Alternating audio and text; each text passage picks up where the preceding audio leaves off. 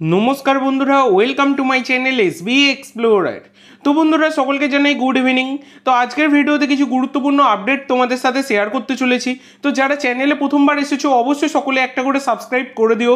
Subscribe করা সম্পূর্ণ free. যারা যারা ভিডিও দেখবে একটা করে সাবস্ক্রাইব করতে কিন্তু কেউ ভুলো না।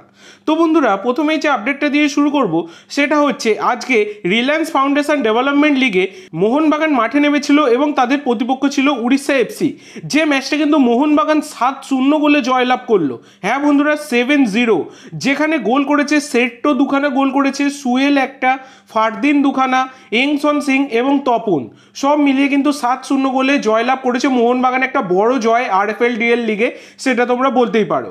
এরপরে তোমাদের যেটা জানাবো সেটা হচ্ছে আমাদের ভারতীয় জাতীয় দল তারা কিন্তু ওয়ার্ল্ড কাপ কোয়ালিফায়ার্সের ম্যাচ খেলতে চলেছে, যেখানে তাদের প্রতিপক্ষ হচ্ছে আফগানিস্তান। তোমরা সকলেই জানো যে ম্যাচটা খেলবার জন্য কিন্তু 25 জনের স্কোয়াড, ফাইনাল স্কোয়াড ঘোষণা করে দিয়েছেন ইগর স্টিম্যাচ। যেখানে কিন্তু বাদ পড়ে গেছেন প্রীতম কোটাল, রাহুল কেপি, ঈশান পণ্ডিতা, কেরালা ব্লাস্টারের এই প্লেয়াররা। এছাড়া ইস্ট বেঙ্গলেরও কিন্তু লালচুন্নুঙ্গা, নন্দা কুমার এরাও কিন্তু বাদ পড়ে গেছেন। তো এটা কিন্তু বর্তমানে দাঁড়িয়ে বড় আপডেট। তো মোহনবাগানের তরফ থেকে কিন্তু 8 জন প্লেয়ারকে রাখা হয়েছে এবং ইস্ট বেঙ্গলের থেকে মাত্র একজন মহেশ সিং।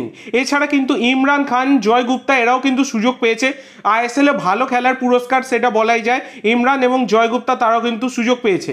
তো এই ওয়ার্ল্ড কাপ কোয়ালিফায়ার্সের ম্যাচটা কিন্তু খেলবার জন্য সৌদি আরবিয়ায় রওনা হয়ে গেছে আমাদের জাতীয় দলের কোচ এবং প্লেয়াররা।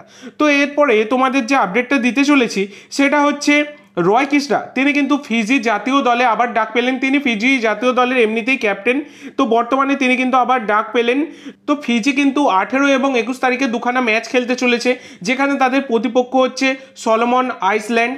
তো এটা একটা ফ্রেন্ডলি ম্যাচ হতে চলেছে, তো সেই কারণে তিনি জাতীয় দলে যোগ দিচ্ছেন। এছাড়া বন্ধুরা, Mumbai city FC Syrian defender Thaer Krouma, তিনিও কিন্তু মায়ানমারের সাথে সিরিয়ার ওয়ার্ল্ড কাপ কোয়ালিফায়ার্সের ম্যাচ রয়েছে, সেই কারণে জাতীয় দলে ডাক পেয়েছেন। এছাড়া কিন্তু লিথুনিয়ার প্লেয়ার কেরালা ব্লাস্টারে বর্তমানে খেলছেন ফেডর চেরনিচ, তিনিও কিন্তু লিথুনিয়া জাতীয় দলে ডাক পেয়েছেন। এরপরে তোমাদের যেটা জানাতে চলেছি সেটা হচ্ছে মোহনবাগানকে নিয়ে বড় মন্তব্য করলেন কেরালা ব্লাস্টারের কোচ ইভান ভুকোমানোভিচ। তো ইভান ভুকোমানোভিচ জানিয়েছেন যে আমার মতে মোহনবাগান লিগ সিল জিতবে ও ISL জিতবে। তো মোহনবাগানের বিরুদ্ধে 4-3 গোলে হারার পরে এই রকম মন্তব্য করেছিলেন ইভান ভুকোমানোভিচ। তো মোহনবাগানের সাম্প্রতিক ফর্ম যদি তোমরা দেখো, 48 ঘন্টা পর, মানে 48 ঘন্টা আগে খেলার পর কোনো রকম রিহ্যাব সেশন নেই, কোনো রকম সেভাবে প্র্যাকটিস সেশন নেই, তারপরেও 4টে গোল দিয়েছে কেরালাকে, 3টে গোল খেয়েছে। ক্লান্তি ভাব রয়েছে প্লেয়ারদের মধ্যে, তারপরেও মোহনবাগান কিন্তু জয়লাভ করেছে। তো সবকিছু মিলিয়ে মিশে কিন্তু ISL-এর এবারের কিন্তু সেরা দল হিসাবে ইভান ভুকোমানোভিচের কাছে এই মোহনবাগান। তো সেই জন্যই মোহনবাগানকে নিয়ে তিনি কিন্তু এই মন্তব্য করেছেন। তো আজকের জন্য এইটুকু বন্ধুরা। ভিডিওটি ভালো লাগলে অবশ্যই লাইক করো, শেয়ার করো।